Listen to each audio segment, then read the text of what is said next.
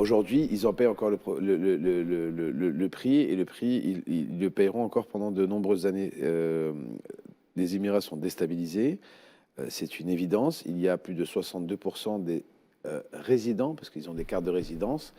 Les personnes qui habitent là-bas en tant qu'expatriés ont des cartes de résidence. Il y a plus de 62% des résidents qui ont quitté le territoire sous la première semaine. Donc ce n'est pas un État safe, ce n'est pas un État sécure, malgré tout ce qu'ils voulaient vendre justement aux étrangers.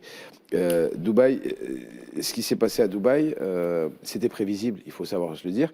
Moi, par exemple, je vais vous donner une anecdote, ce qui m'a choqué. Tout le monde se rappelle du Covid, où le Covid, la Terre, le monde a arrêté pratiquement de tourner, où il n'y avait plus d'avions, il n'y avait plus de On a été tous vacances, où confinés chez personne nous, n'allait en hein. vacances parce que justement tout était fermé. Quel était le seul pays qui recevait justement des touristes étrangers? C'était Dubaï, parce qu'ils étaient sous perfusion touristique. Ils ont besoin justement de cet apport d'étrangers pour faire marcher leur économie. Aujourd'hui, il n'y a plus personne. Aujourd'hui, les hôtels, vous allez sur des sites d'hôtellerie en ligne, comme je vous donne un exemple, Booking. Les hôtels, vous avez des hôtels à Dubaï qui coûtent 43 euros.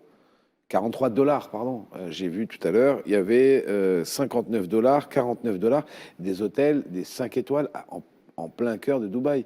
Donc, ce qui est en train de se passer maintenant, c'est que c'est vraiment, véritablement, un affaissement complet du système économique sur lequel a été basé les Émirats.